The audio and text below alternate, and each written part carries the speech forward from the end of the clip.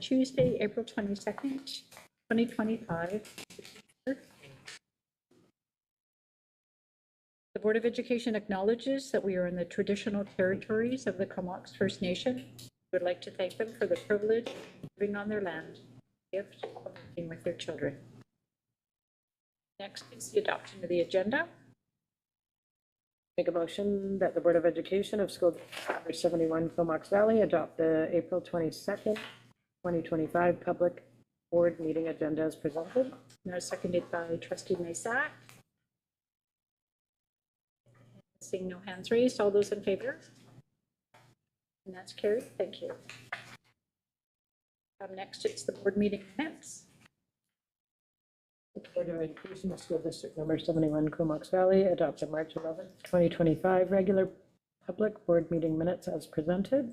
Thank you. And a seconder, Trustee McConnell-Keene.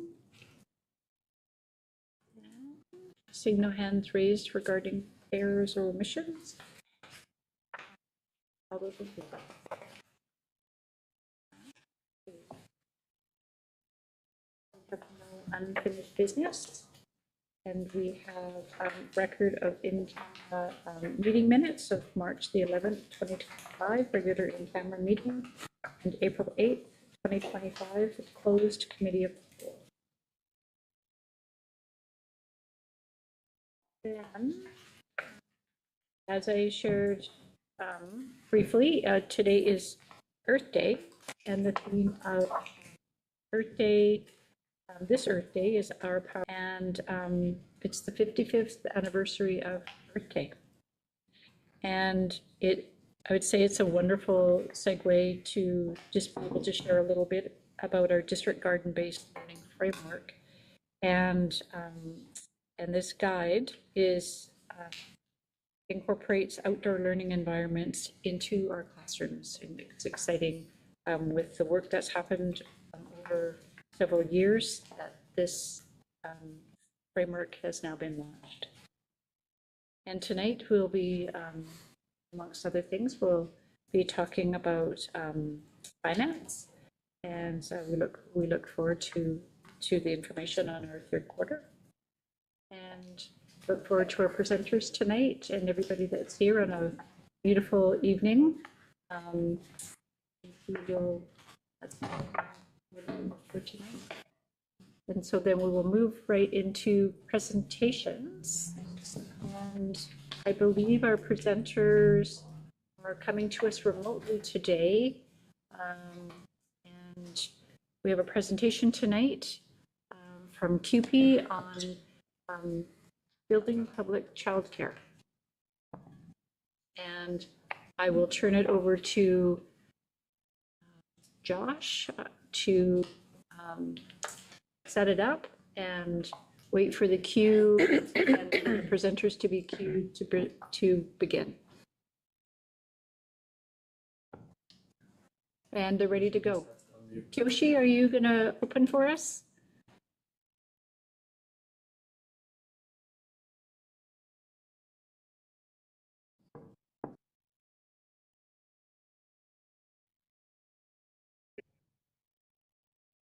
You bet.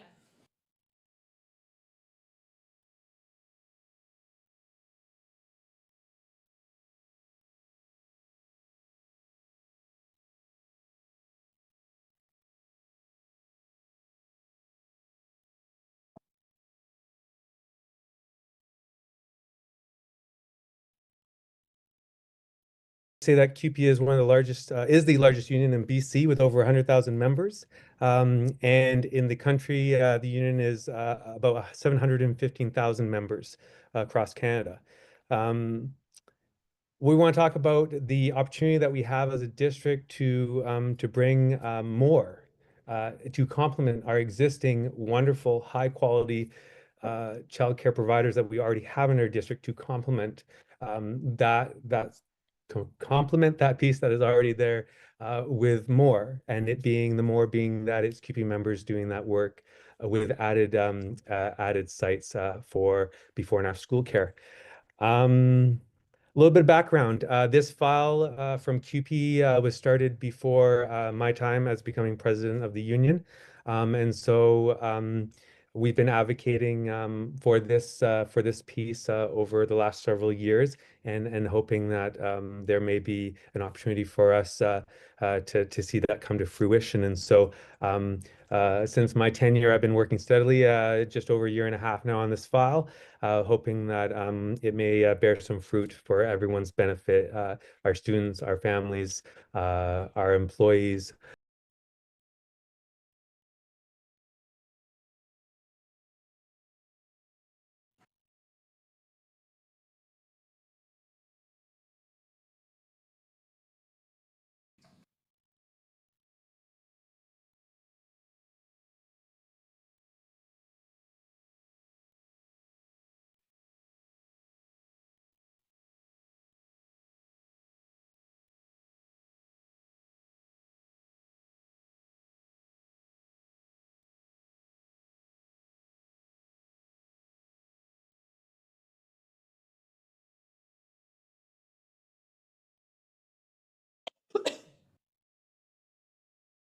Quality of childcare providers that currently exist. And so we do have a bit more of a positive piece in that context. We have wait lists, extremely long wait lists for childcare spots for our families in our community. And so adding the mix of QP to what already exists in our district would just complement and further provide a very needed resource for the benefit of all of us together in our school system here. Families who are Indigenous, with Indigenous identity, visible minority status, or immigrant status, and those who are rural residents are all underrepresented in before and after school care programs.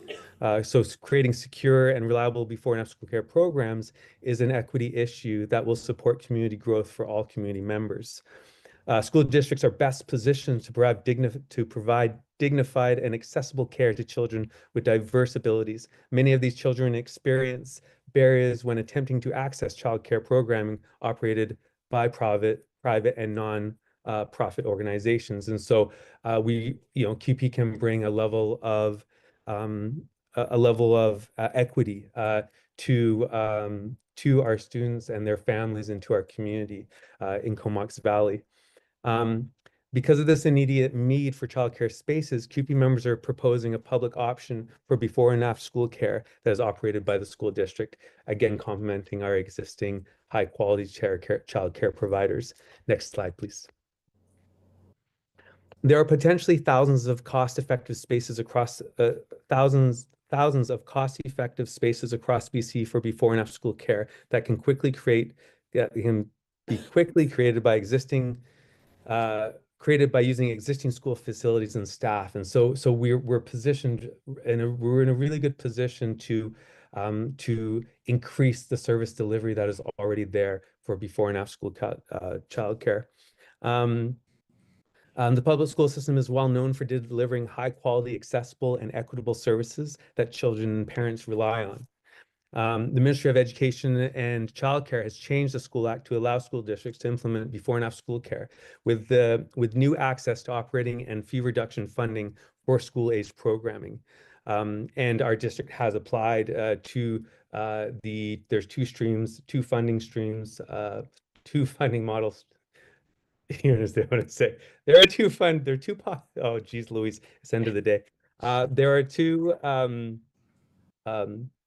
two pockets of money that exist, and our district has applied to that funding resource as a request, which is fantastic. So there's been some initiation to maybe walk down this road with each other. Moving towards public option of childcare aligns, moving towards a public option of childcare aligns with the BC government's objective of integrated childcare within BC schools. Well positioned again. Next slide, please. School districts have a proven track record of providing safe and accessible space for children and quality, consistent, and education-focused care for children throughout the school day. Parents can be confident that their children will be well cared for by knowledgeable and qualified school district staff in safe and regulated facilities. Kids will benefit from reduced transitions, education-focused care, and coordination of care and learning with staff they already have existing relationships with.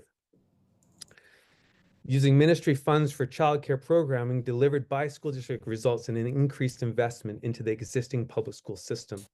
An integrated model of childcare could have the additional advantage of increasing recruitment and retention of school support staff, who would have the option of extending their regular school day to work in either the before or after school care portion of childcare programs. Next slide, please. You're likely familiar with the $10 a day plan, which provides roadmap to build a childcare system that provides quality licensed childcare spaces for every child that needs it. Currently, we are in phase 2 of the plan, which runs from January 2023 to March 2026. During this phase, the roadmap outlines how government can reduce fees to $10 a day, fully implementing the building blocks of the public system, working with all who choose to opt into a publicly funded, community planned, and accountable $10 a day system. This is where school districts have an important role to play. The roadmap outlines the failures that relying on only nonprofits to deliver childcare presents. It's an unfortunate trend that doesn't align with the research and evidence. In places that currently enjoy effective childcare systems, programming is publicly planned on a macro level, and a significant portion of services are publicly delivered.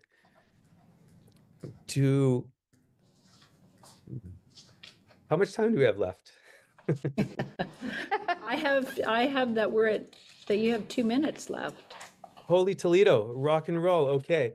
We got 2 minutes left. Ish, that's right.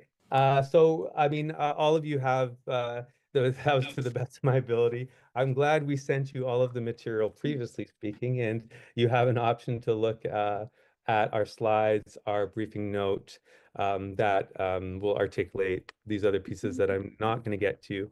And you know, at the end of the day, CUPE Local 439 has been very consistent that we are interested. We are not going to disturb the existing relationships with childcare providers in District 71. We have no intention of doing that. Those are valued relationships that our district has worked over many years to form and to foster and have good relations in the community with those childcare providers. And so we are asking, our request to the trustees is that in the calendar school year of 26-27, get my dates here right. Yeah, 26-27, that one pilot project is started with it being staffed by CUPE members for before and after school care. And that down the road, if any provider wishes to retire their services, that CUPE would be given that opportunity. And hopefully the pilot project goes well, that there is a desire for that to further expand itself. To the district to the right of us, to the district to the left of us, they've implemented what our request is, and they've worked through the challenges, and you know, it's happening there, and it's augmenting what other providers already exist in their districts. So again, we support the existing relationships, and would like, our request is a motion by the board at the next meeting that in 26-27 calendar school year, one site becomes CUPE members doing the before and after school care. And we appreciate the district applying to funds that the government has. Like I was saying, I couldn't get the words out. They have 2 pots of money for this type of purpose. And so we see a valuable opportunity to work with each other and mutual benefit for everybody. Thank you. I'm going to open the floor to trustees to see if they have any questions or comments at this time. Go ahead. I don't know if, Joshi, you can answer this. You might be able to. I don't know who can answer it, but my curiosity is, I know we've applied, our district applied for money from either one of these 2 pots, but has there been funding for this? Is this something new? You said proposed for 26, 27? This would be new with the support of our trustees and the board. This would be a new program in the district because currently it's private providers are providing before and after school care in our district. So this would be a brand new program. And sorry, sorry, Okay, Susan, did that's your okay. question? And my question being, it's not being funded yet. And then, so I have a lot of questions and I'm thinking about the funding. I'm thinking about the business model for the district as the district would be looking at the hiring, the admissions, the accounting, there's a business portion to this that I'm curious about, and who would own that in this case. So, do you have any thoughts about that? Yeah, so there are a few pieces there that I think is good to be aware of. There are quite a few pieces to work out in the relationship on this file between CUPE and our education partner, and so there'd be discussions that would have to come to see the viability of it and all those types of pieces. And then also like finally agreements at the end of the day after all of those discussions to say, is this going to work between each other? So there's a long process to walk with each other on before there's even a yes, we're doing this in that context. Currently speaking, custodials, my understanding, and if I'm not correct, please correct me if I'm not correct. My understanding is that custodians are currently cleaning, doing the cleaning part of that process for the current existing providers. So some of our members are already engaged in that context in terms of your question. The other piece is there would be a negotiation between CUPE and our education partner in terms of you would have the subsidy amount, right, that parents get. You'd have the cost to the district of the wages and those pieces. And then you would have to figure out, like we would be having discussions on, okay, so we're gonna have to charge this amount to support this cost from the parent. And we have to, we want to be obviously relative to what parents are already being charged in that context. So Tuesday's going to answer it way better than I am. Tuesday, you have the floor. Welcome Tuesday. Hey folks, I'm so sorry I'm not there with you in person. I woke up really sick today, which is why my camera's also off. But I think you can definitely also talk to your colleagues in other school districts that are surrounding you that are already doing this model. They're doing a lot of this stuff in-house. They've got their payroll people doing it. They've got their administrative folks doing it. In Nanaimo, for example, they've added a CUPE coordinator position to help organize this, and that is like an in-house bargaining unit position. They're organizing late sick calls for their members, for example, in terms of coverage. They're organizing collecting parent fees.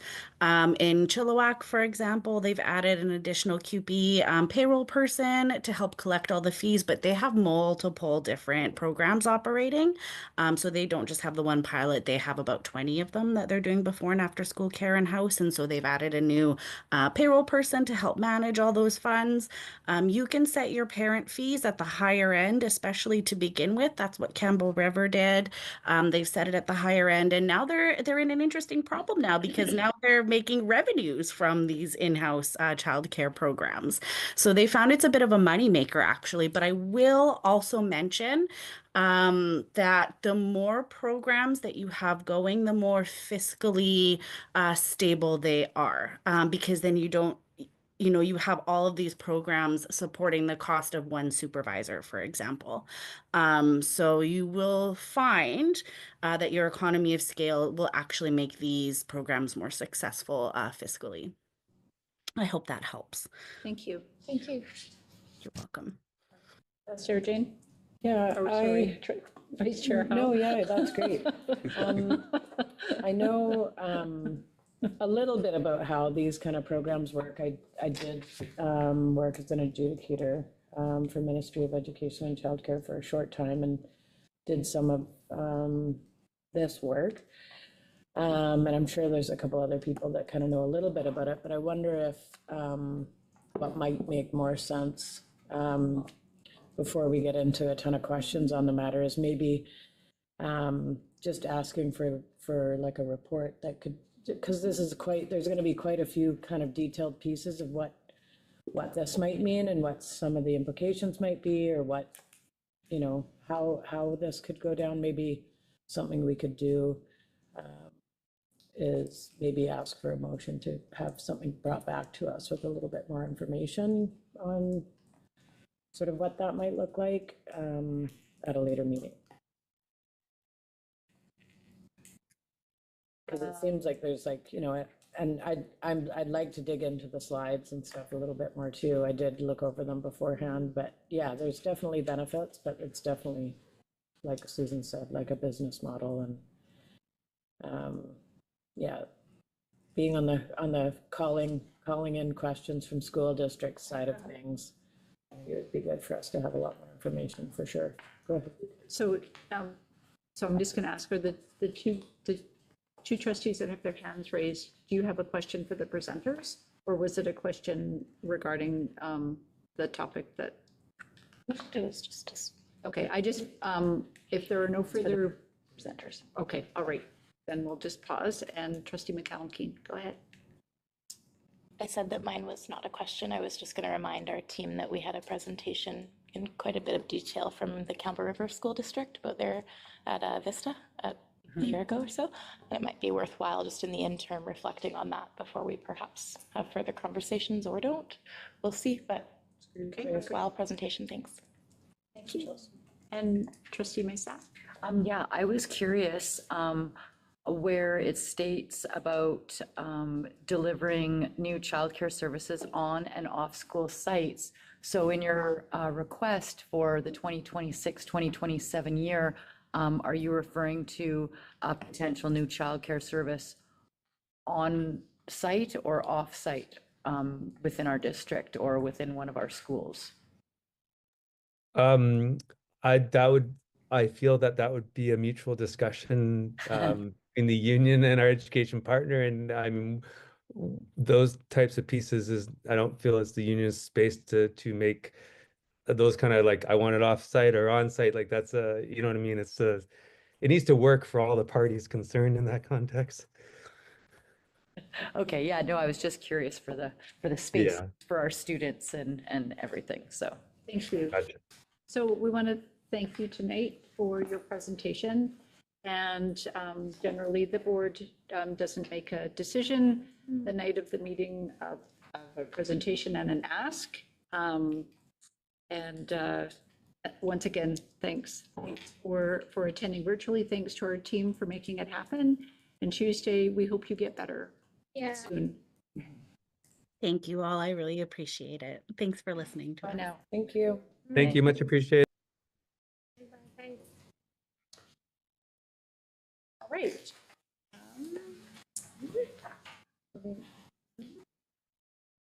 To learning services, Superintendent District. Awesome, thanks. Exciting things, some recent achievements to celebrate. So I want to start by congratulating our many students who excelled at Le Concours d'Art Oratoire, the prestigious National French Public Speaking Competition that's organized by Canadian Parents for French. This district-level event saw winners from École Putnam Park, École Rob Road, and Mark Isfeld that had been chosen from hundreds of participants. These students demonstrated exceptional skill in writing and delivering memorized speeches on topics of their choice. They were evaluated not only on their fluency and expression, but on also their knowledge and poise in answering impromptu questions. And our district winners will go on to represent Comox Valley Schools at the provincial finals at Simon Fraser University Surrey campus next week on May the 3rd. So we wish them every success. I wanted to take a moment to highlight a remarkable culinary achievement.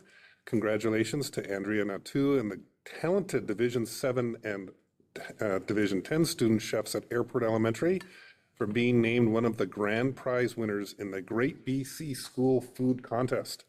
Their winning entry featured 2 original recipes. Their creativity, connection to land, and passion for learning through food earned the school a $1,000 prize to support future school food programming.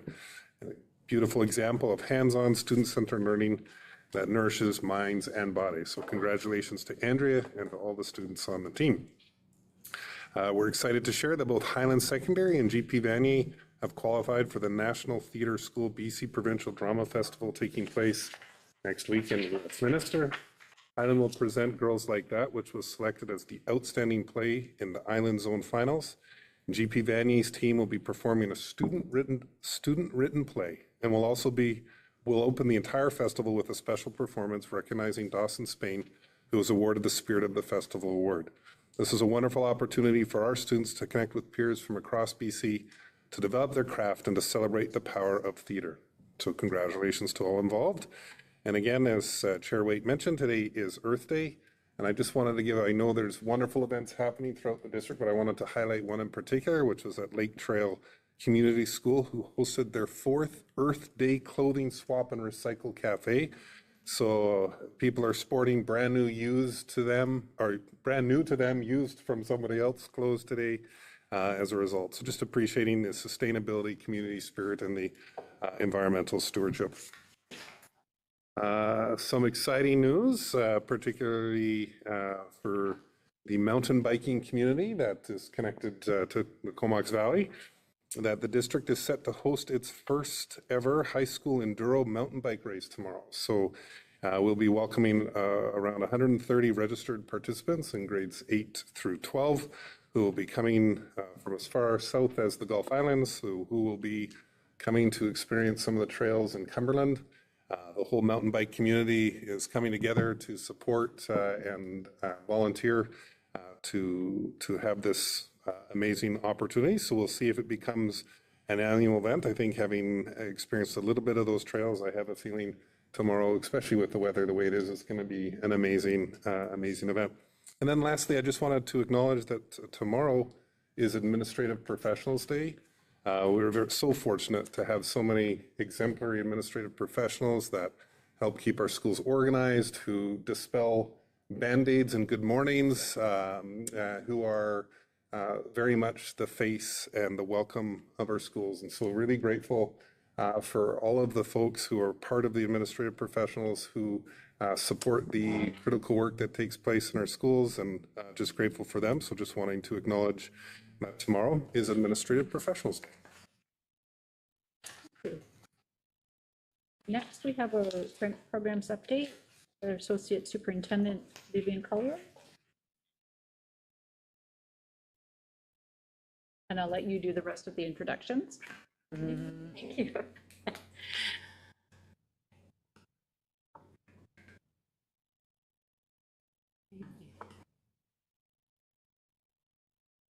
Okay, I have with me Beth Peddle, and Beth is a vice principal at Rob Road and also our French programs coordinator today, this year. And today. Thankfully, you're here with me. So what we would like to do is just, briefly share some big ideas about French programs in our district with you. And then Beth is going to share some specific stories from this year, and then any questions you may have. Does that sound okay? And okay. So something that's really, really the most important idea here is that French programs in our schools are designed for non-French speaking students, all of the programs, and for non-French speaking families as well. And it's inclusive. Everybody is welcome to the program. If you want to become bilingual in French and English, this is your opportunity. Okay, so we'll just give you some highlights here to start off. So what you can see are enrollment numbers from this year, and it also gives you a view of where our programs are. So early French immersion starts in kindergarten or grade 1 and goes all the way to grade 12. We also have a late French immersion program in our district at Puntledge Park. That is grades 6 and 7. And then within both the immersion programs, the late immersion group and the early immersion group join together in grade 8. In grades K to 3 in the early French immersion program, you're fully immersed in French. And it's not till grade 4 that English is introduced as one of your subject areas. Same with grade 6, late French immersion, you're fully immersed in French. And then in grade 7, English is introduced as one of your subject areas. And here you can see we have core French at all of our schools. So in grades 5 to 8, French is mandatory for all students. And then as you move into secondary, grades 9 to 12, it's an elective option. But the same idea, if you're choosing to go through core French until grade 12, the idea is that we're going to help you become functionally bilingual. And in the immersion program, by the way, you can get a dual dogwood. I forgot to mention that. So, which basically states you've done your degree, your diploma in both French and English. So something you should also know is we get special targeted funding that comes from the federal government through the province. And what we have for you there is just showing you on the left-hand side, up until this year, those were the different categories that we had to spend certain amounts of money from the grant in. We could use up to 40% though for staffing. And then on the right-hand side, you can see what's going to be starting next fall. Slight variations in the categories there. And this just shows you what we shared with French Advisory and Canadian Parents for French earlier in the fall. It just shows you an overview of how we use the grant funding. And so, for example, with the staffing, we can use up to 40%, and that would cover the 0.2 for the coordinator role and 0.2 at each of the elementary schools for French support. So that just gives you a sense of what that looks like. The additional 20% received, that was negotiated with between the federal and provincial government afterwards, and they gave us another supplemental amount. So that's what that was about. And I think so the category here, the 207, sorry. that's what we've been receiving annually for a long while. And we were Yes. waiting for that update, hoping there would be a renegotiation. And so this year they did factor in kind of inflation and changing costs and whatnot. And so we should get the combined amount going forward. It won't be renegotiated each year. So our new amount will be that total amount.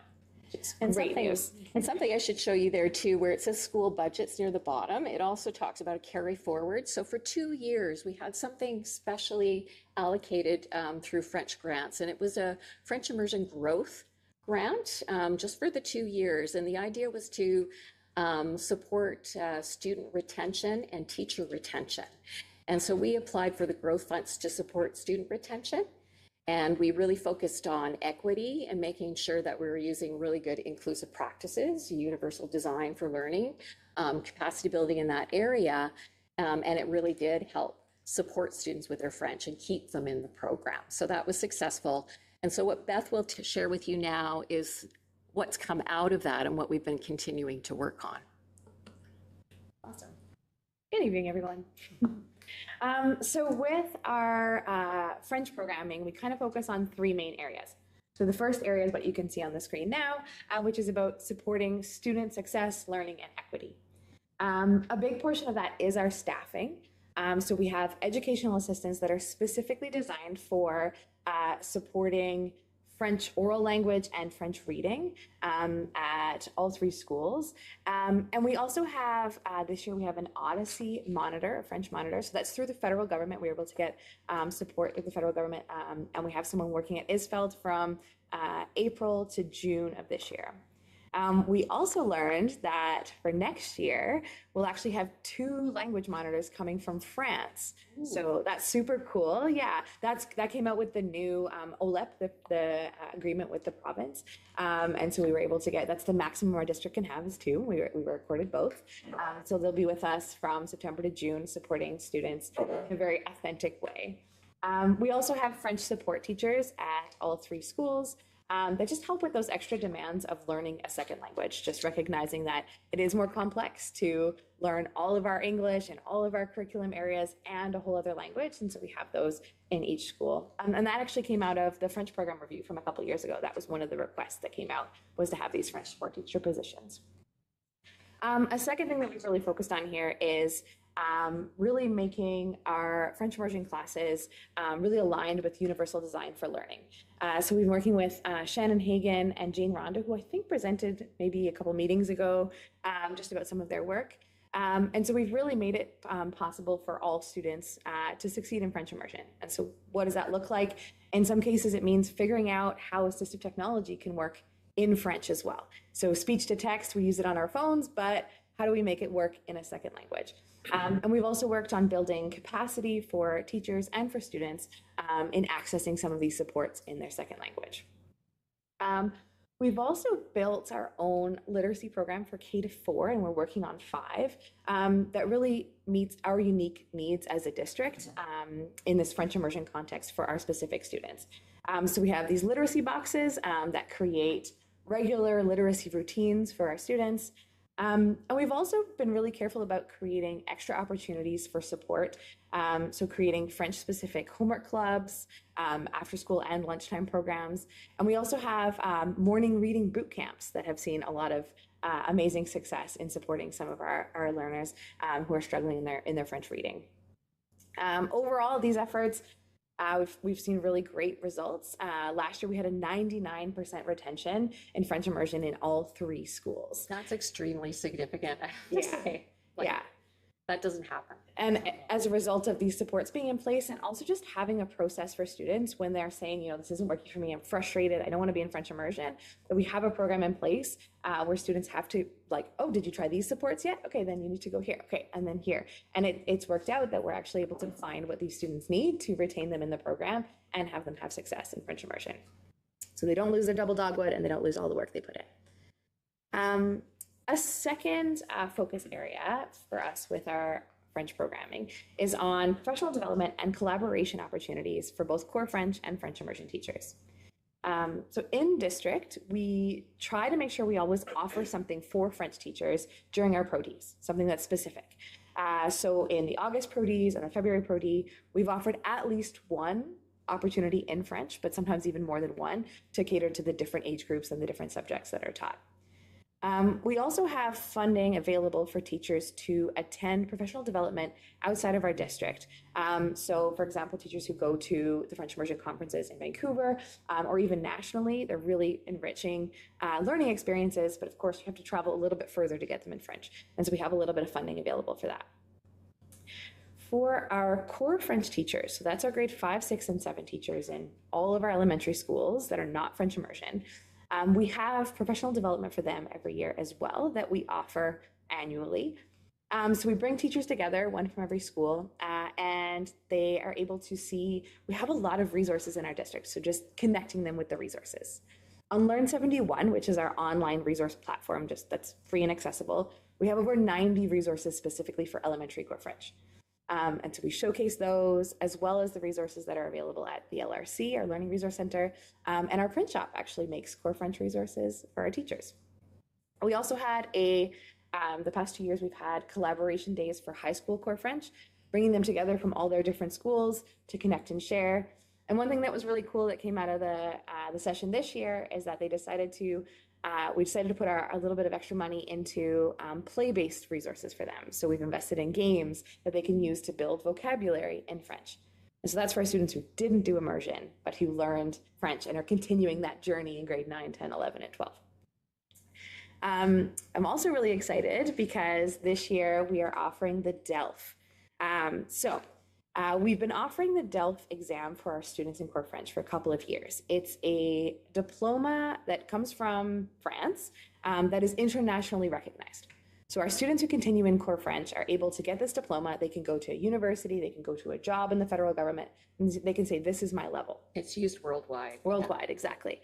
And so we've sort of been limited in how many students we can offer it to because we only have 3 teachers right now who are trained to offer it.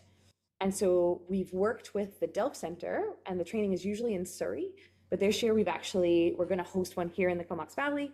We've got currently 10 teachers registered for that, and then it'll also be opened up to other districts on Vancouver Island to join us, which is a really super awesome opportunity just to build capacity for our teachers.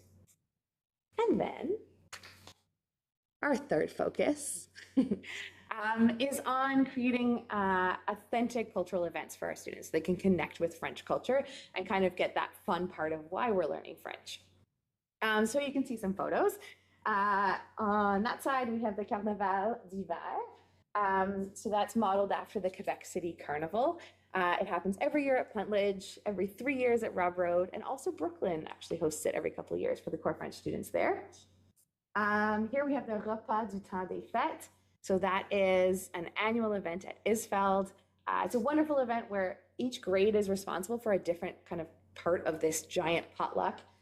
So some students bring traditional French Canadian desserts. They eat tourtière, there's French trivia and music, and each grade gets to participate in its own way. This year we also received 6 grants through Canadian Parents for French, the BC Yukon branch, and the grant was called Culture en classe. And so here's a few of the examples of the ones we received. So Prof Aqua is over here, who is, he's a Francophone science teacher, and he comes around and does these amazing experiential hands-on learning opportunities in French. The kids were super engaged. There's like everything from touching all the senses to like a Lego earthquake testing thing, just super engaged and in French. And this is Malekunda, which is a drumming workshop, also through the same grant. And these went to multiple schools, both of the presentations. Over here we have Cabane à Sucre. So that's our continued collaboration with Au Cœur de l'Île, which is the Francophone school. So every year we work together as French immersion schools and Au Cœur de l'Île to organize this event. Again, there's food involved. That seems to be a bit of a pattern, but an enormous buffet of Franco-Canadian food. And our students perform traditional dance. And it's a great event for families. It's on a Saturday, and just you can see the whole community together. Our superintendent already stole my thunder on this one. This is the Concours d'Art of Gotta pronounce it. So yeah, our students are going to Surrey, not this weekend, but next, to represent our district. Here's some pictures of some of the winners. That's been something that's been really growing in the past couple of years. So we had, hundreds of student participating classes from grade 6 to grade 9 this year, and 27 students compete in the district finals. We have to split into multiple rooms now. And it was also the first year that we were working with the renewed chapter of Canadian Parents for French. So that was amazing. They've been kind of dormant for maybe close to a decade. And this year, we're actually going to see a presentation from them in a bit, but they are, reborn. And so having them there volunteering, providing prizes to winners, it was a really great event. And last two, coming this week, we actually have Missy D performing. She's a hip hop artist, like a real Francophone hip hop artist. Like the kids are super excited. And she's performing at Isfeld, Rob, and Highland later this week. She actually performs, some of her themes are about identity and Francophonie and being connected through music. She lives in Vancouver right now. And we also have Théâtre La 16e, who is coming to us via the Immerse Art grant. So that's another thing we were able to get this year. And they present just kind of regular theater. They're based out of Vancouver, but Francophone theater, they come kind of annually as well. Isfeld was last, Thursday, I think, and then Rob Road in May. Yeah, so as Beth had mentioned, we haven't had Canadian Parents for French, which is a significant partner that we need in our district for French programs. And we haven't had them for quite a while. So we're excited. We have our Canadian Parents for French started up again this year. And we're arranging that our advisory meetings are in conjunction with their meetings so we can all gather together and work together.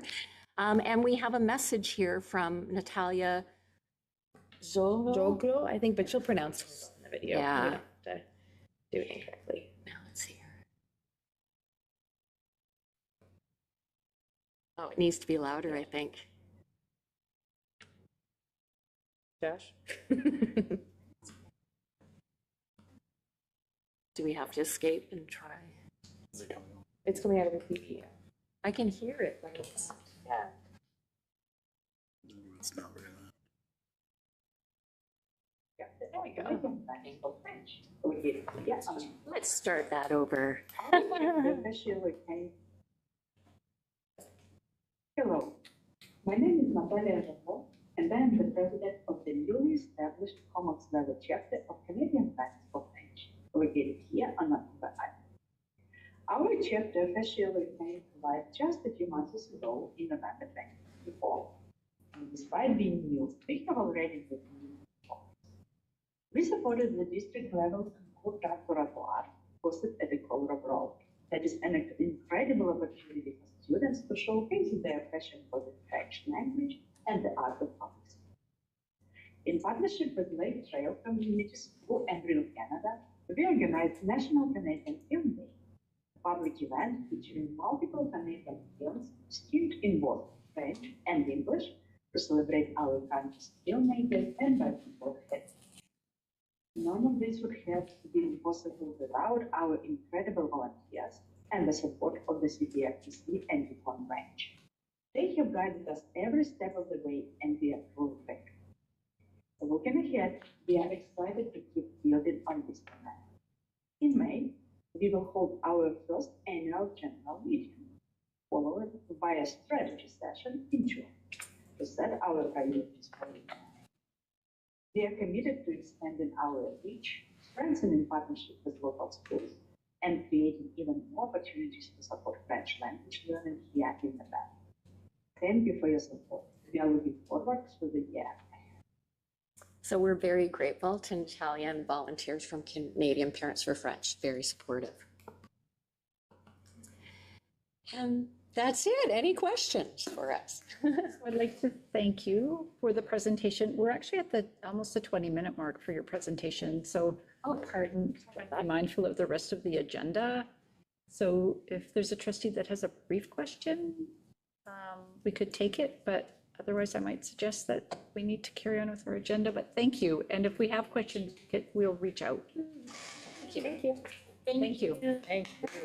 Thank you. It's tricky to try to get everything in and save all the time that everything needs for each agenda item. Moving on, our superintendent is going to talk to us about strategic plan, operational update, or present to us and present. Thank you, Josh. Yes, I just have a couple of quick slides. I'll make up some time. No, that you don't. Everything deserves the time.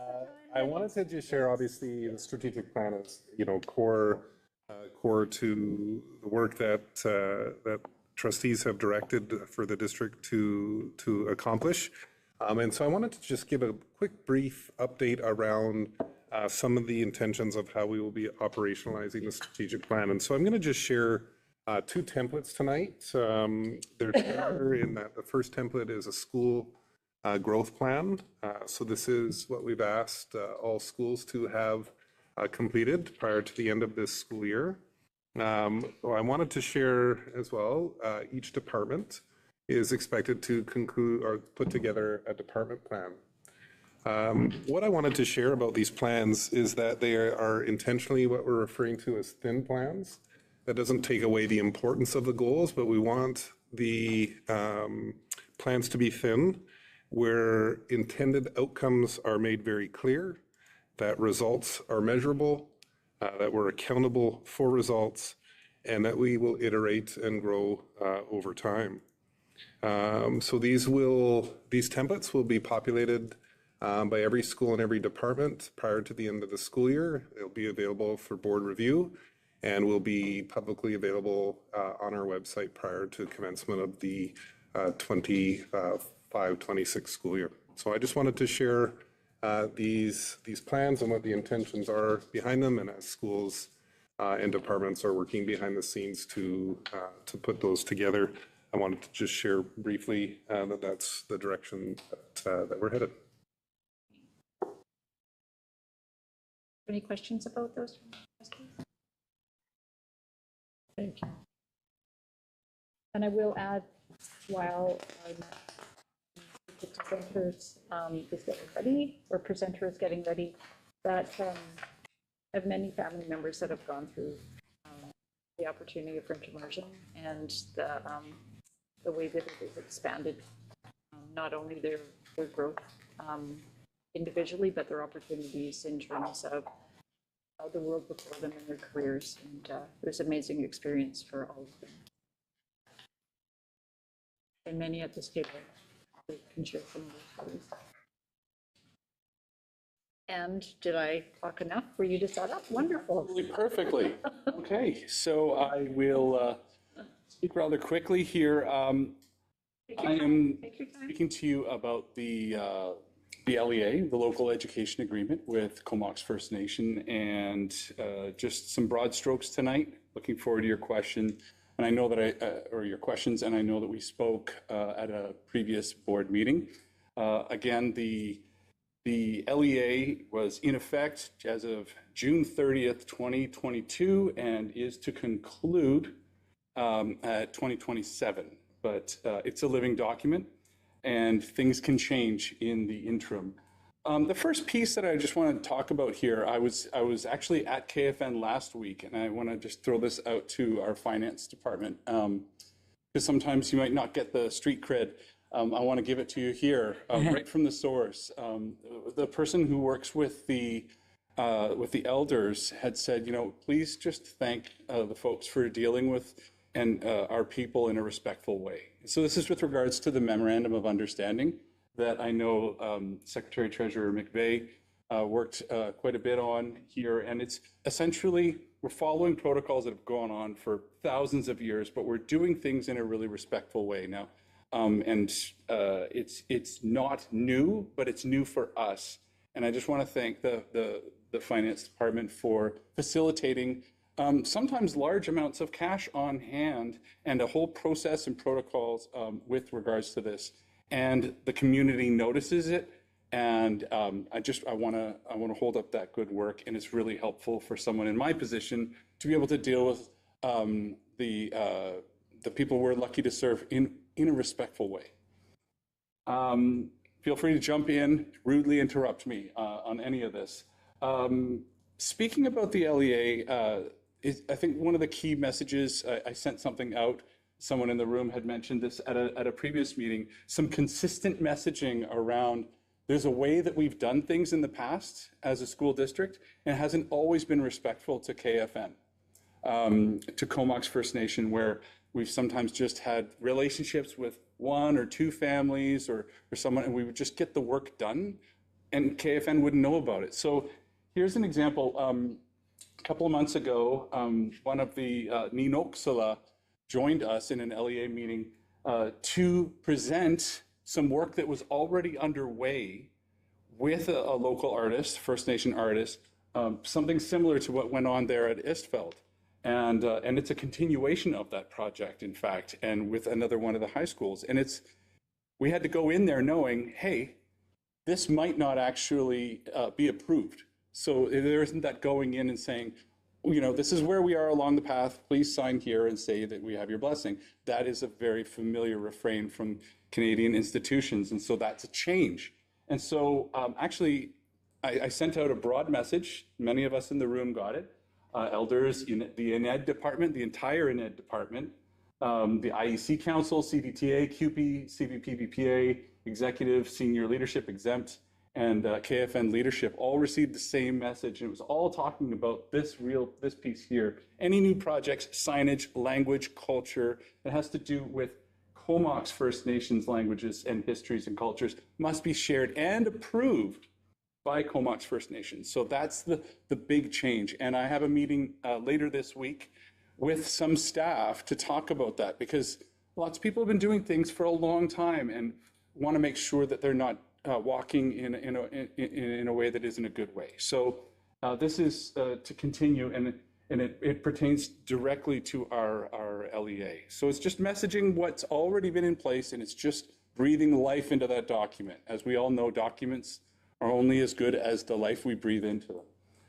Moving along real quick, these are some highlights that I just love. Jay joined me on Monday, January 27th. We had lots of SD71 career staff joining the KFN Education Coordinator and KFN families, talking about what are the pathways after graduation or through graduation, whether it's into the workforce. They had lots of industry leaders there, lots of opportunities. It was a great example of the relationship that we're deepening with the nation that we serve. It was really great to be invited and be a part of that. And thanks for joining me there, Jay. Here's another really great moment, and it was new to this year.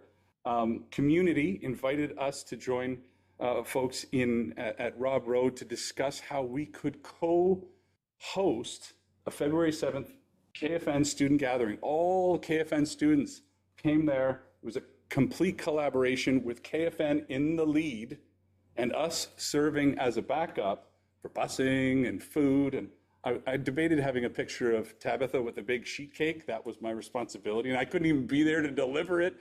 It was a failure on my part. But this was a really great way to show, and the students had a really excellent day of connection with community, families working together on the land, learning. The pictures are all taken from the day, so you'll notice I've cropped out the heads for obvious reasons.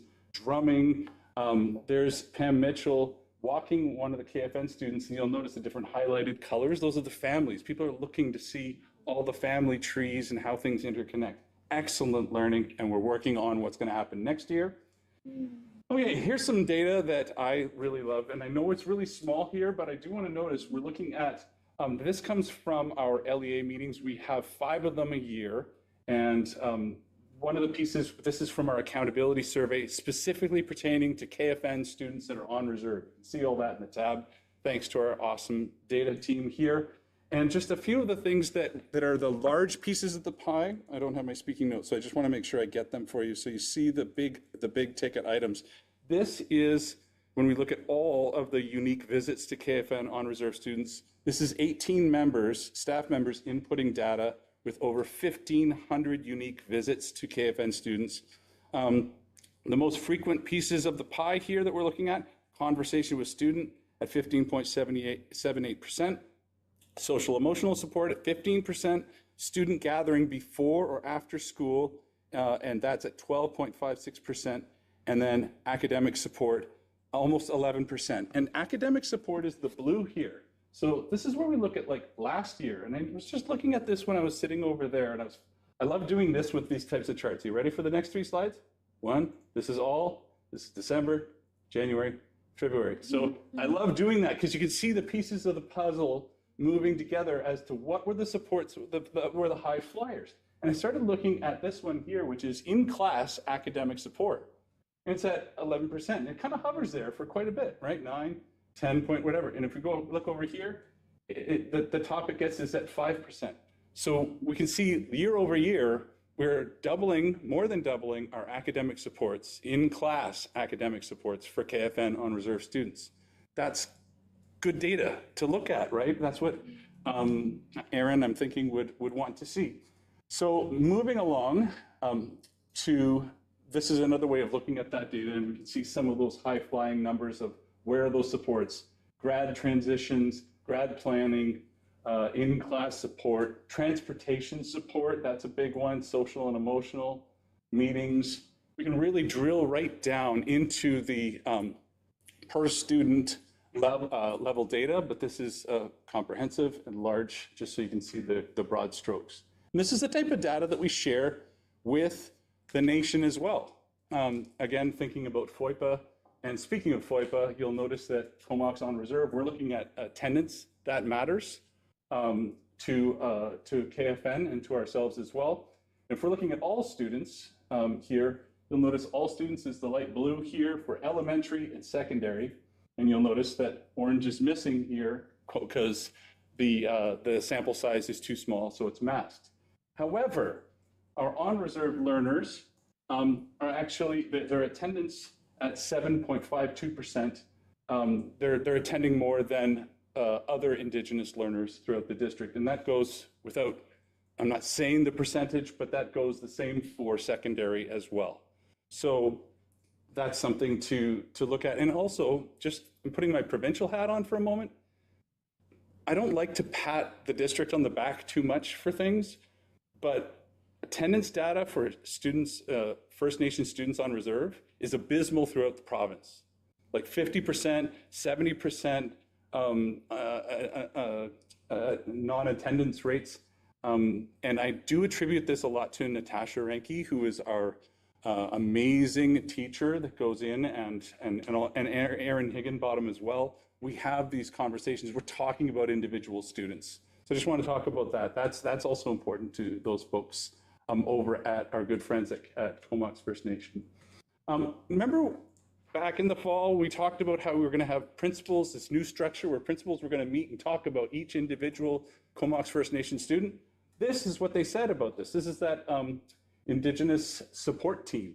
And so at elementary, they had some conversations regarding building confidence, talking about academic, social, emotional, behavioral discussions, attendance support. Again, we see the data that backs that up. At secondary, talking about school schedules, future plans, LST support, classroom support, as well as grad planning. And you saw grad planning on the previous slide there. Some successes that we asked for, just broad strokes, high level. Academic progress, improvement noted, some attendance and transportation issues resolved, some of the challenges dealing again with racism, with students that are just joking in the hallways, and some academic challenges, and the school is providing peer tutoring to support confidence with some students. So that's some of the broad strokes feedback from some of our principals with regards to their one-on-one meetings with Natasha and with Aaron Higginbottom at KFN. Almost done. Moving forward, what's happening? So talking about Aaron Higginbottom a lot, so much of the relationship between our district and the nation is the relationships that we get to build with the individuals that are there. So for me, it's great when there's something going on. It's like going down to KFN last week and being able to have an impromptu conversation with Aaron about creating new information structures between them and us. What can that look like? And so that means more frequent, more in-depth conversations. So it's not just at the governance level where we're talking. So we're continuing to put the students at the center of our discussions. Again, this procurement policy, so we're thinking about large projects, and there were like 2 that happened in the last week where I can see it's going to do with language and culture. And I'm already thinking about what does that procurement policy look like? I need to get on it with KFN. So that's really exciting. And then it's a living document. I started with that. That means we are aligning more and more with the provincial template, which means there's going to be more on the hook, more work for us. And that's okay, because that's our responsibility. Last piece I wanted to say was there was an email request from Natasha and a youth coordinator at KFN saying, hey, we want to do a boys group. We'd like to do this. We're going to do this. We're going to put together this much money. Can you, the district, put together this paltry amount? I'm like, hello, yes, we'll double that. And it's these boys groups, anybody that's seen a boys group that's done well does wonders in community. So we're talking about fishing, processing fish, recreational activities, volunteer opportunities, drumming, big house teachings, canoeing, and those 2 beautiful canoes. So I can't wait to be a part of this. And they're going to have Jesse, our knowledge and engagement specialist, other male role models in the community. I'd like to be considered to maybe be one of them because I would love to hang out with those wonderful guys in community. And I think this is my homework that you all get every time I do a presentation on this, but that's the end of my presentation.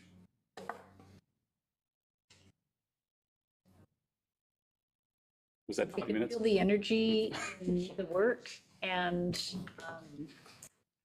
the building of the momentum to create the change that I believe every trustee that's sitting here worked to help to hope that was going to happen. Just wondering if there's any questions or comments from any trustees other than the big smiles. Yeah, exactly. And just so much thanks for always keeping us updated on everything that's going on.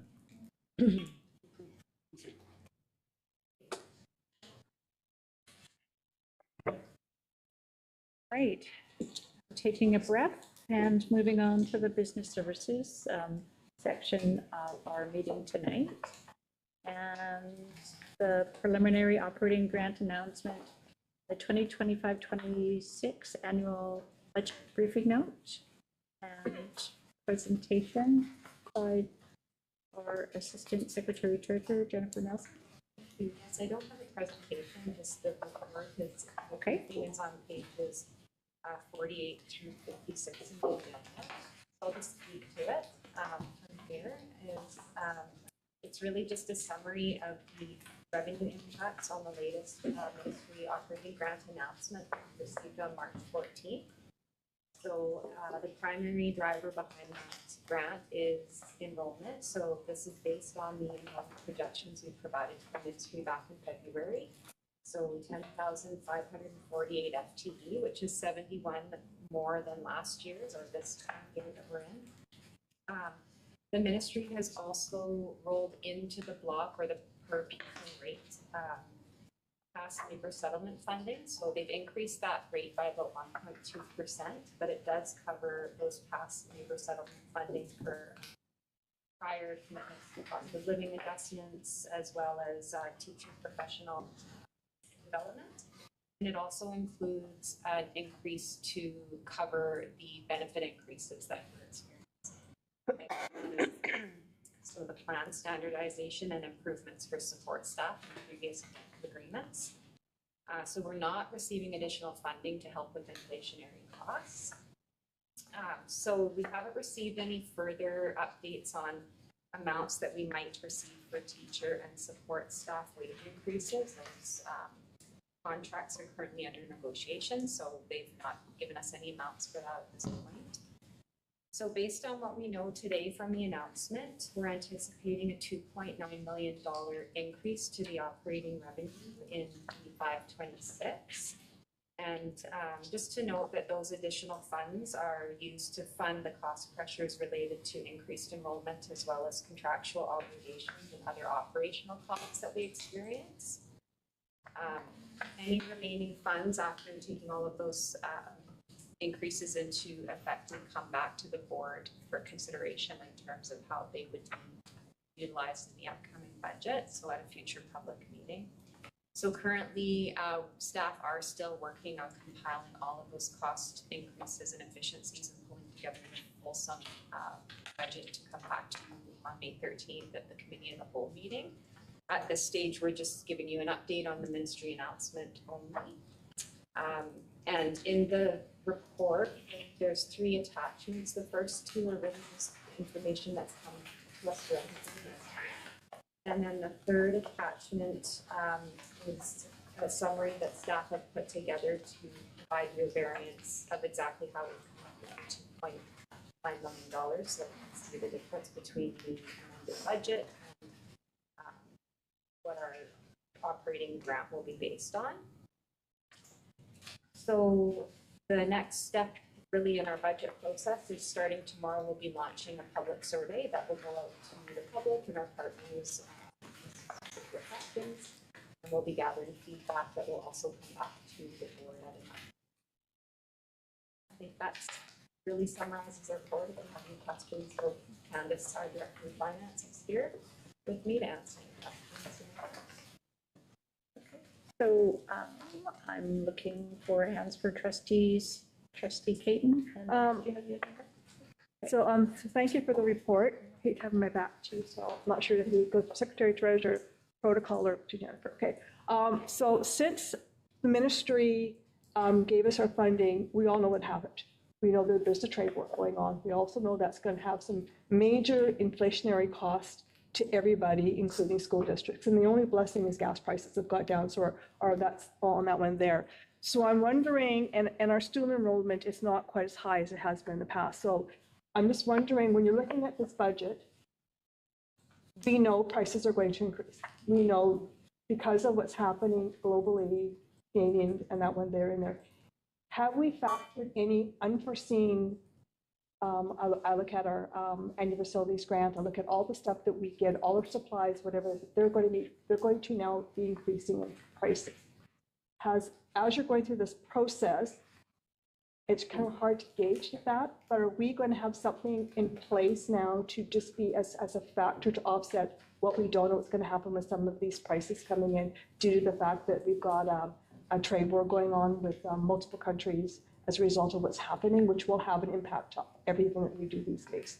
I know it's kind of convoluted, but it's also the reality we live in right now. Prices are going to go up, they're out of our control. And the ministry, when they gave us our money, did not have that factor in place when they gave other funding.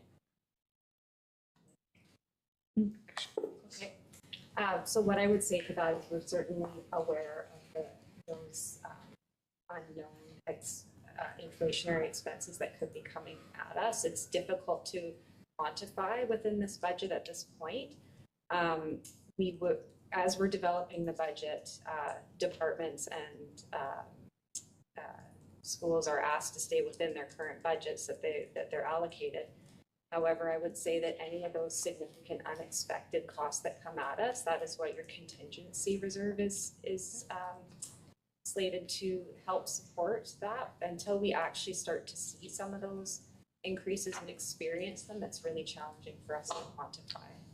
But we are building some form of increases that we can, that we're aware of, but other than that, that would be how we would have to anticipate anything significantly unknown that comes towards us.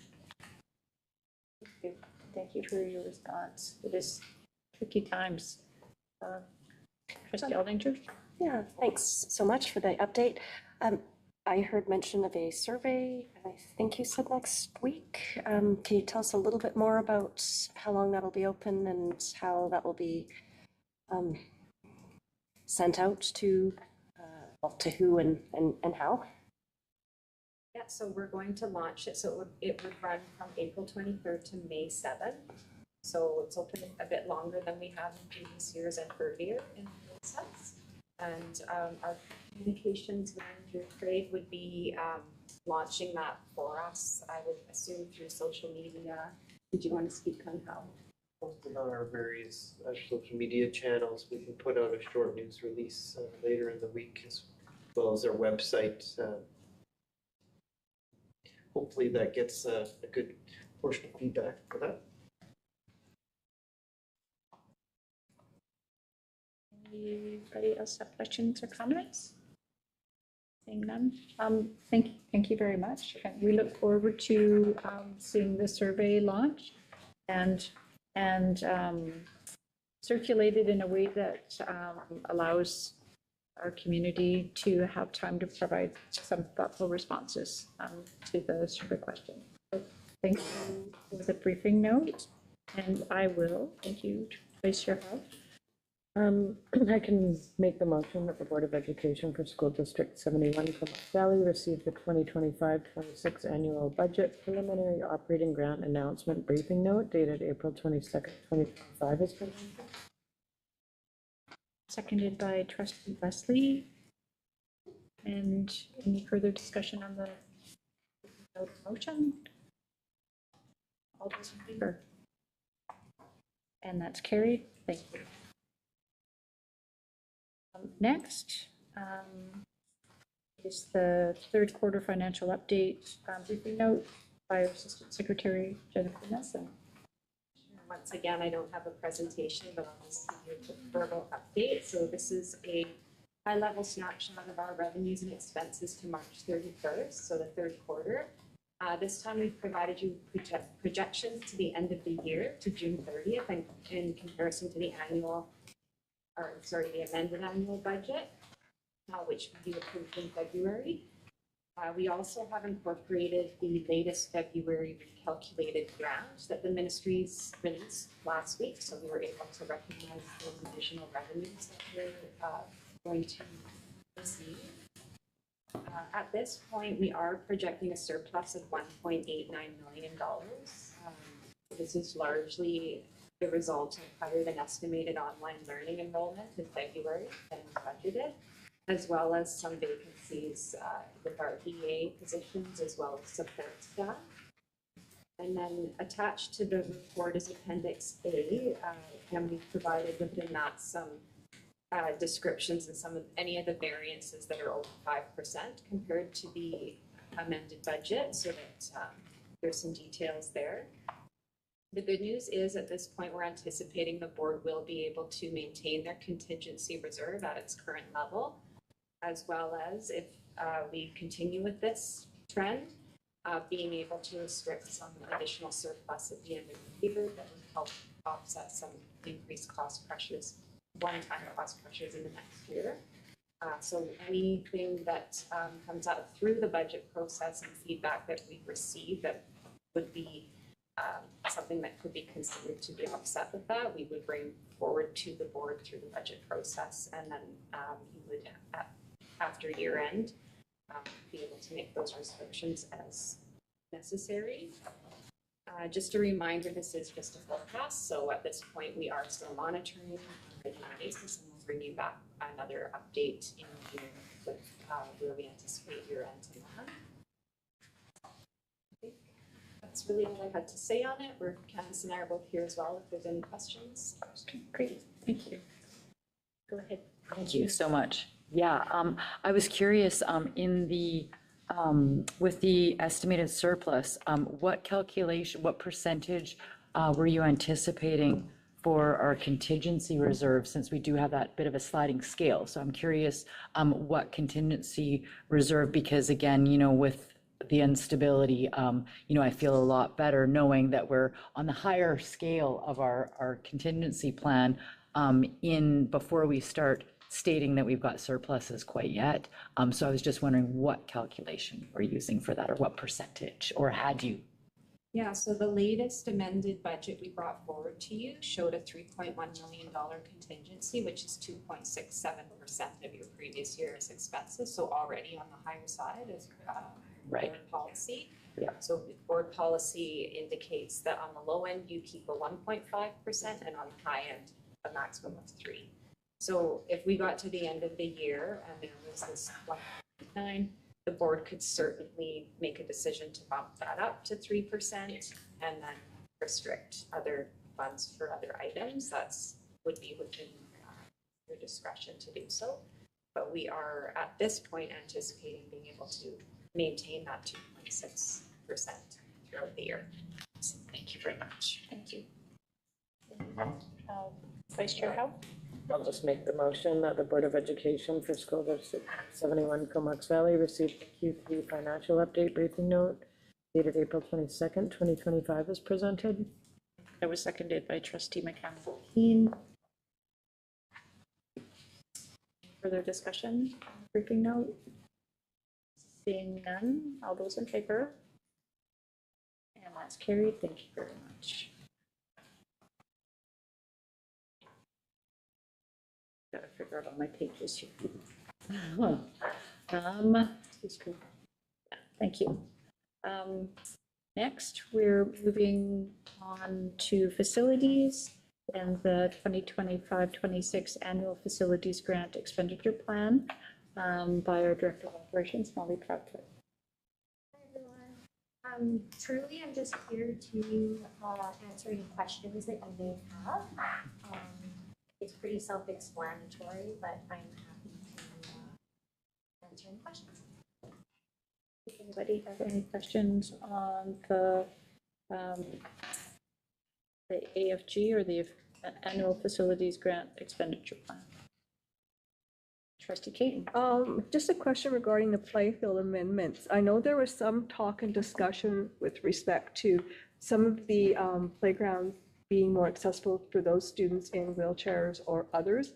And I'm wondering what progress that's been, and this is part of what we're talking about here on this project. So presently, we do have set aside for replacement parts of playground equipment, which are quite expensive. If you can imagine, we have one component that actually comes from South Korea. So we have money set aside within that AFG fund for that. However, at present, the district currently funds those sort of improvements and replacement through the PEP program, which is that minor capital program that every year will provide at least 2 priority submissions to. So the next priority submission is actually a cold rob. However, we don't receive necessarily funding every year for that. So typically we'll have, a period of where we do receive, and then we'll have some years where we don't. So that is what this year is. We didn't receive funding, but we'll submit in this coming cycle for June.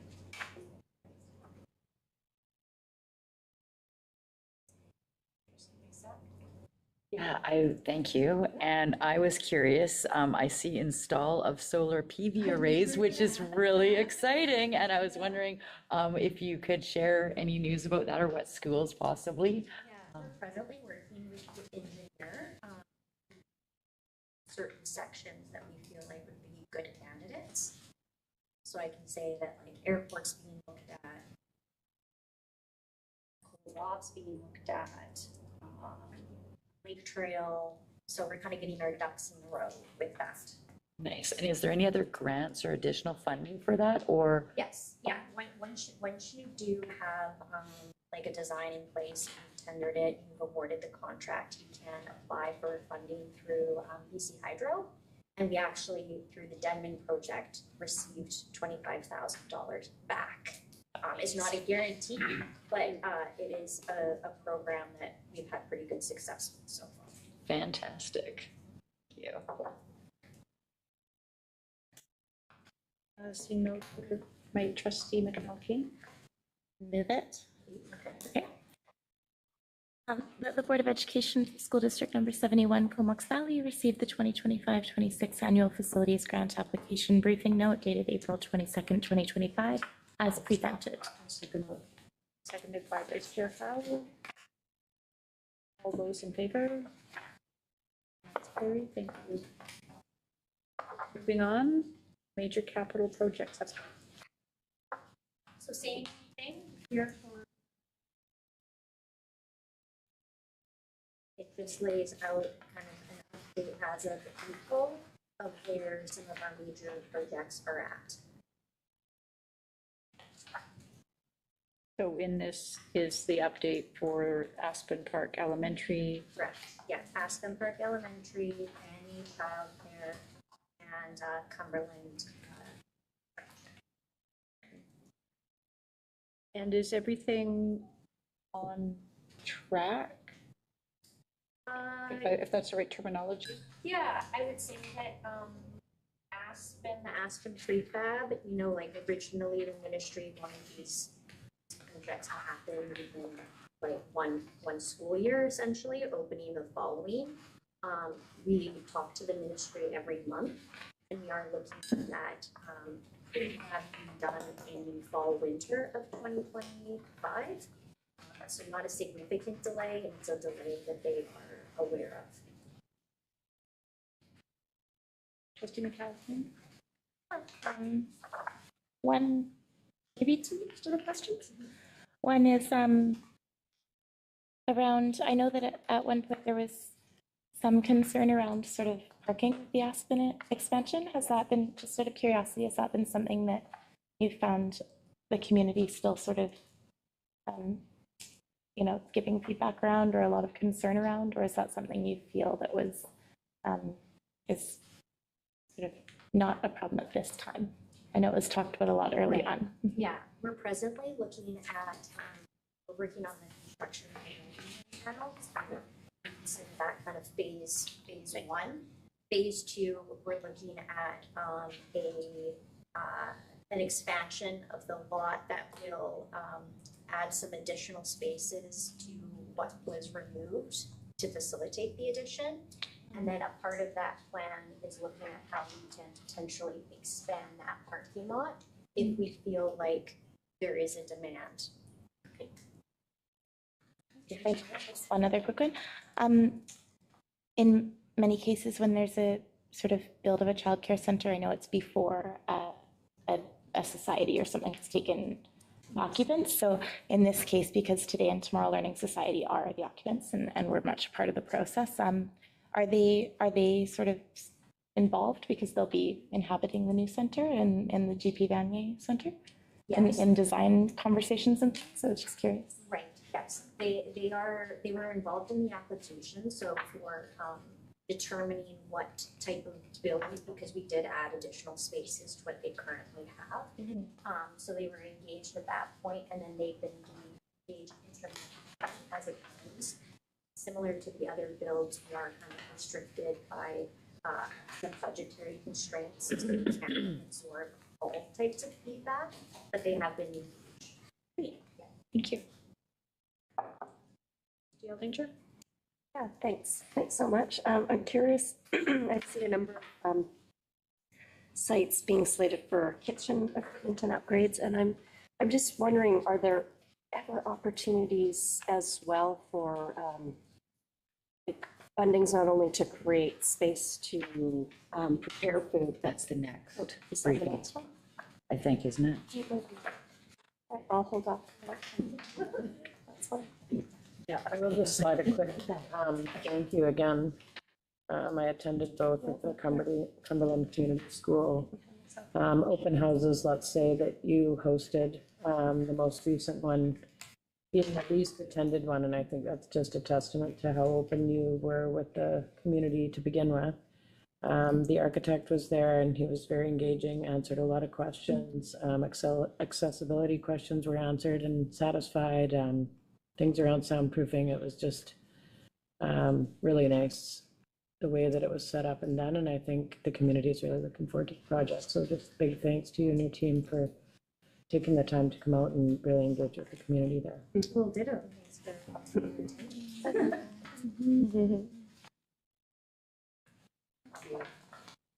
So no further questions on this topic. I just move the motion, should I move that motion? That would be wonderful. Great. That the Board of Education for School District Number 71 Comox Valley received the major capital projects update briefing note dated April 22nd, 2025 as presented. The Vice Chair House, seconded by Trustee Wilson. All those in favor? That's carried. Thank you very much. Now we're going to move on to the capital plan approval and bylaw. Briefing note. On page 67 of your agenda package is the briefing note with respect to the capital plan approval and bylaw process. Again, it's, I think, a detailed briefing note before you. You approved the capital plan that has gone in by way of resolution, and now we have received back from the ministry projects are being funded. They never obviously get everything that is put into the capital plan, but there in the letter there was a notation about the current economic climate, just that there are no new major capital projects that are being approved in the district at this time. So on page 69, it identifies the projects that have been approved, minor projects. And tonight, in order for you to approve the capital plan projects, which allows us to move forward and I can sign the funding agreement, we are asking the board to do all 3 readings of the bylaw in one meeting, which requires a motion to do so, and then we would move forward with the actual bylaw itself. But happy to answer any questions. Should we move the motion and then questions and then do the 3 readings? Where do you want to do it? We can answer questions first. Yeah. Trustee King? I have a question, and I know it's a long shot, but I'm committed to reminding, I committed to the parents to keep asking us questions. So a number of years ago, when we decided to make a decision, and I know Trustee Aldener was part of that conversation, Lake Trail, Equal Putlage, close Equal Putlage, move to Lake Trail, and on that one there, the board of the day made a commitment that Equal Putlage would be on its major for a replacement school. It's a school that needs some major upgrades, some major work, some major renovations. And even though it's not here, it's just a clarification, understanding that even though we did not get funding for it, that project is still going to be maintaining. It's in the queue for hopefully one day to do that. Or how is that going to work now? Because we've been asking this for a number of years. It hasn't happened, but it is a school that needs some major renovations, even a replacement, and that's been part of the conversation for I think 8 or 9 years now. So I'm just wondering what process the district has in continuing asking for that, or where it will be in the queue for future years and further going on. I'm going to ask our Director of Operations, Ms. Proudfoot, if you could answer that question. So you're right, it's in the queue. As far as your submission to the ministry, you have to prioritize your project for each of the categories. So replacement is a category and a full punch is presently priority number 1. So we'll continue with that unless new needs arise. Okay, thanks. So Yeah, I get the same question quite frequently from Courtney Elementary, so I'm curious also, yes, where it stands in queue for seismic upgrading too. Similar, it's priority 1 for our seismic right now, but it is a H1P2, so a priority 2 based off of the seismic risk registry, where the ministry is obviously trying to target H1P1. So that kind of lets you maybe know where we're in the queue, but it's, for us, it's a priority. And I think it's important to note that in our package, I appreciate the historical information in here, information from our June 25th board meeting and other dates, September 20th, so that we have all the information together. And while tonight we're doing the capital plan approval, that it's helpful to have information in the package for us to refer to, knowing that further on in the school year, we will be these other areas will be coming forward, but that, if I understand correctly, is the capital plan approval. Correct. Okay, great. Thank you.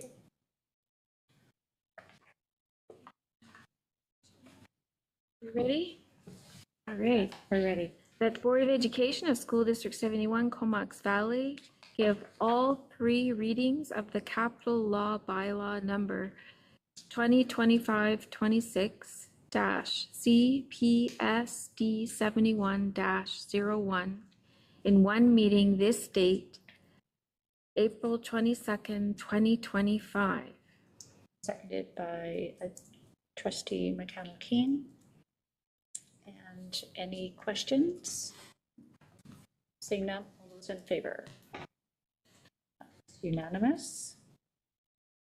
And, pardon me, you're going to start? Oh, okay, thank you. The Board of Education of School District Number 71 Comox Valley adopt the 2025-26 capital bylaw cited as School District 71 Comox Valley capital bylaw number 2025-26 CPSD 71-01 being bylaw associated with the 2025-2026 capital plan as identified in the capital plan response letter dated March 25th, 2025, issued by the Capital Management Branch, Ministry of Infrastructure, read for the first time this 22nd day of April, 2025.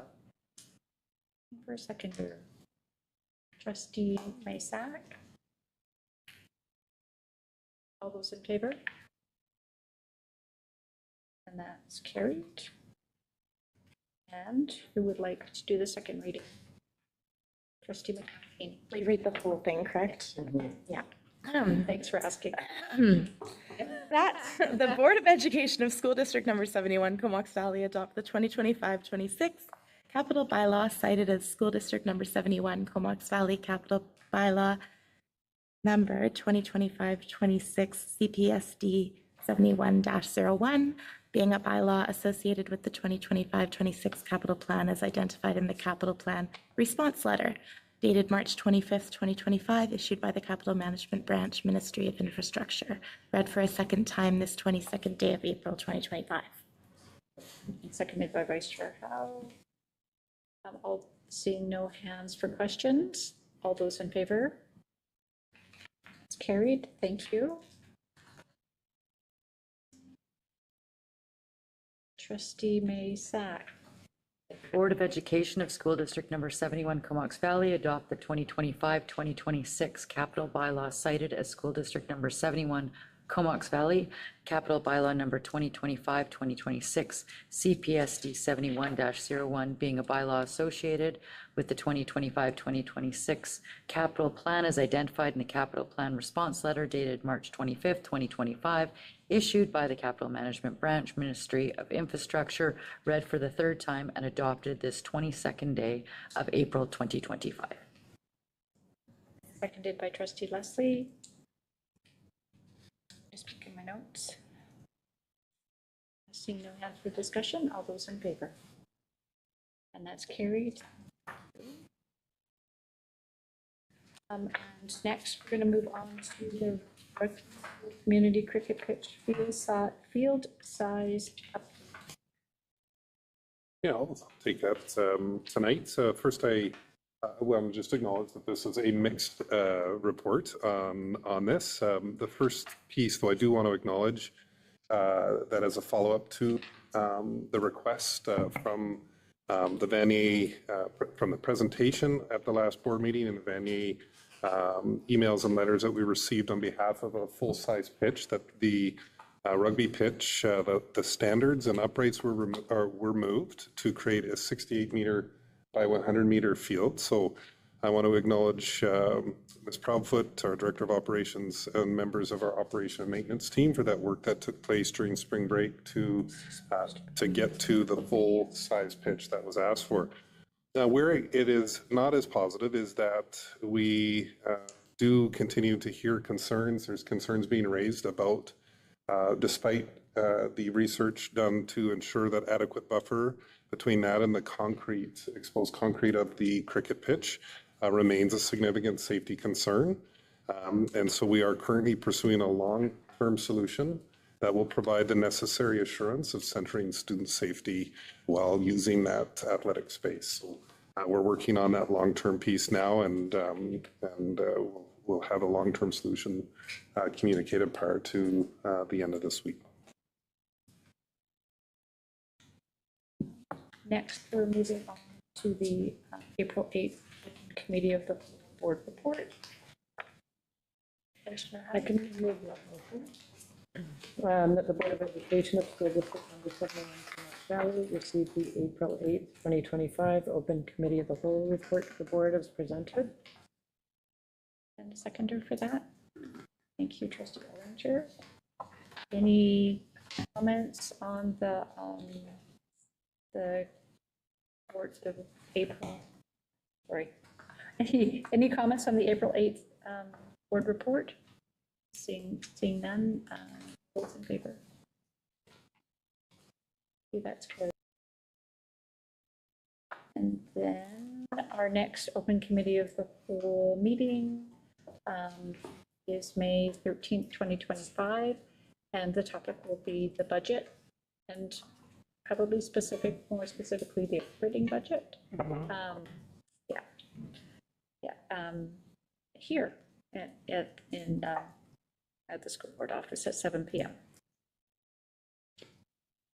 And the next on our agenda is our ad hoc policy committee board report. Just bring Trustee Kathleen, if you have anything that you'd like to highlight. Nothing more to add other than that I think the committee was very grateful to have meaningful engagement by our partner groups in attendance at our recent committee of the whole on our foundational policy 1, our foundational statements, and it'll be coming back to the committee for final review. Appreciate everyone's attendance and conversations around it. Thank you. Would you like to move the motion to receive the report? Sorry, yes, there is a motion to receive. You would like me? I don't think I can do that. I always thought that if you submitted it, it's odd to receive it, but I guess that's okay. And I think part of it is, as you're the chair of the ad hoc committee, you can move to receive this. Well, then, so moved. Thank you. Well done. Does anybody have any questions or comments for the ad hoc policy committee regarding the report? Seeing none, all those in favor? That's carried. Thank you. And the next ad hoc policy committee meeting is Tuesday, April the 29th. Sure. And next on our agenda is the Gender-Based Violence Working Committee Board Report. And Trustee Aldinger, is there anything you would like to highlight from the report? I think mostly that we have the anonymous district survey at the request of a number of parents and partner group has been extended to May 1st. It will close on that date, and then the data distributed to our committee members to meet the next week to review it fully. Prior to our last meeting, which was just last Wednesday, there were already over 300 responses to the survey, so it has garnered a fair amount of interest and support. We've had some interest from individual parents as well and individual staff who have reached out and want to speak with us directly as well. And yeah, and our next meeting is May 7th. I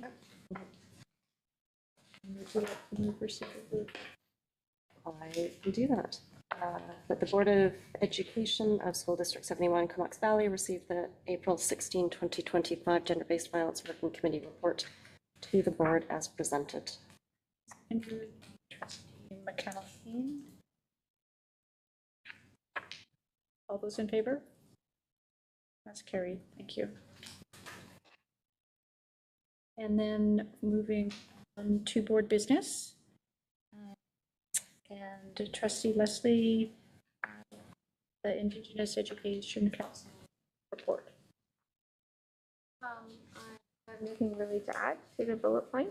It was wonderful to sit and listen to our amazing new IE, Indigenous Education Council. And it was a great meeting. Lots of work was done. And you move receipt of I will. That the Board of Education of School District Number 71, Comox Valley, received the March, Was that right? So April it's 22nd. April. Wait, I caught an error. I just went, what? Last Wednesday was. That the Board of Education School District 71, Comox Valley, received the April 22nd, 2025 Indigenous Education Council IEC report to the board as presented. Seconded by Trustee Masak. All those in favor? Thank you. And then the next Indigenous Education Council meeting, the public portion, the next public IEC meeting will. And next we're moving on to board correspondence, and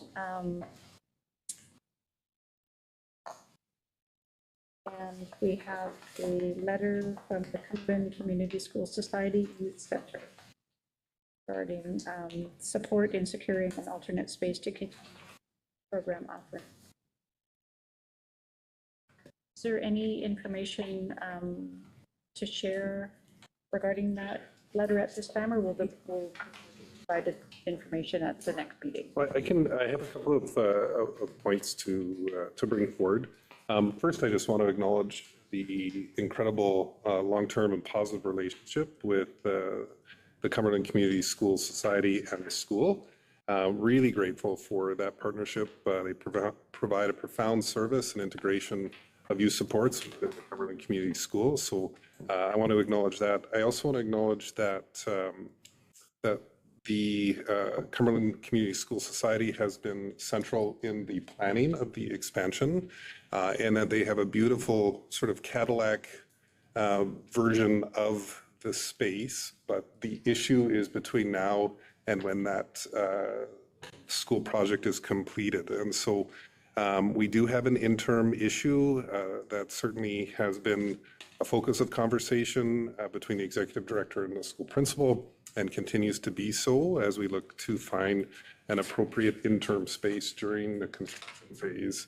I think that one of the pieces that's difficult is we have dedicated education spaces and currently have a dedicated youth care, or not youth care, youth facility space.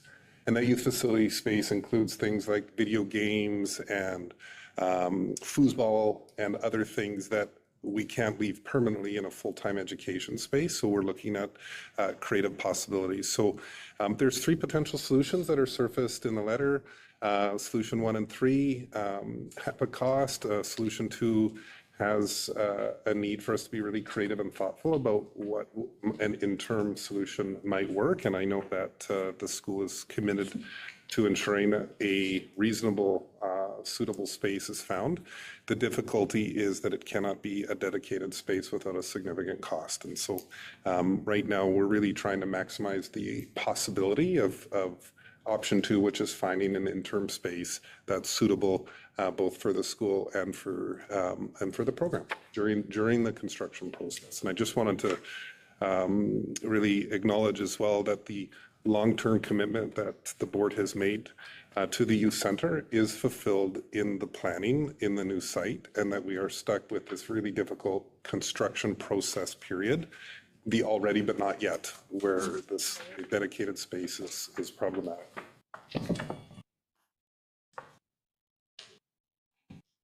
Questions from trustees? More to come. Well, I just appreciate you just being so flexible about finding a solution instead of leaving. So I know that they run some summer programs too, so it's good that not everyone's trying to find a solution. I appreciate it. Thank you. And so we're going to move on to public question period to the board.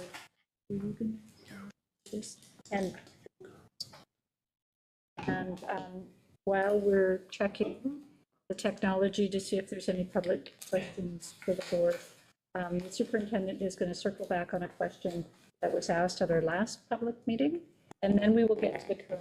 Yes, thank you. I won't forget. Yeah, so the question that was asked at the conclusion of our board meeting in March that I didn't have a answer to was a question that was around at what point, what is the threshold for evacuation after an earthquake? And I didn't have a definitive answer, and unfortunately after spending a little bit of time researching it, still not quite as probably definitive as we'd like because of the nature of the number of variables when there is an earthquake. So when we're dealing about, like if it's a 5.6, but where's the epicenter? What type of earthquake is it? The impacts, so a moderate earthquake wouldn't damage unless it's a poorly constructed building. Local geological conditions, is it on a wetland? So to say all that, I think that one of the things that we're looking at is if it's a discernible earthquake of moderate intensity, meaning that we're not wondering, was that an earthquake? Did you feel it? No, you didn't. That's probably won't lead to an evacuation, where if it's really conclusive that we've experienced a discernible earthquake, that we would, out of abundance of caution, evacuate until we received an all clear. Now, an all clear, maybe we have a different response to a building that's got a different seismic rating than another, and so that we would have a nuanced response. And so the threshold would be a discernible earthquake of moderate intensity. And of course, that's not very defined, but that's part of the difficulty with having a really clear protocol. So I think if there's any concern, out of an abundance of caution, we would evacuate and wait for a district all clear. Now I'll turn to the public. Any other questions? I have a question. So in hearing that the $1.8 million surplus we're looking at is due to increased online enrollment, and I've been hearing from our distributed learning teachers about the increased that they've been experiencing. I'm wondering what the district is doing to support staff there. Yes. So the question comes to me, and then I look to see if that question is able to be answered this evening. I think it can be, just to point out that it is a component of the surplus, but not the entirety of the surplus as a result of that increased enrollment. And I hope not to put to Jay on the spot, but there has been a change in how we've staffed nights. So I'm wondering if you would be able to respond now, or if you Yeah, look I forward to. can briefly respond. Without getting into too many specifics, but we have had staffing meetings, navigate nights throughout this year, the end of last year, listening to the concerns around their growing enrollment and ensuring that we balance that with appropriate staff levels. So we are looking at additional staffing, a lot of support nights and the growth for next year and in the short term as well. So it's an area where we have regular meetings now with the Knights administration to analyze their staffing numbers. Do note that the Knights staffing is much different than our brick and mortar staffing. They are a continuous enrollment school, so they accept enrollment all year long, and students have up to 2 years to complete their courses online. So, for example, some students may begin a course in March or even May, and they don't finish, similar to our brick and mortar students at the end of June. They'll carry on, and our staff do have to support them for upwards of 2 years. So we're also working with Knights on how do we reduce workloads and finding more ways to encourage our students and support our students in completing the courses sooner, which is also another layer. But we will see more staffing directed towards supporting. Thank you. And are there any other questions from the public that are here this evening? So thank you to the question from our CBTA representative. And Just one quick question, just about the online learning, just one quick question. not in the public. Okay. It's okay, I can ask after. Okay, all right. Yeah. Looking for a motion to adjourn. Motion to adjourn. Seconded by the McConnell-Keene. All those in favor? That's carried at 8:51. This is a James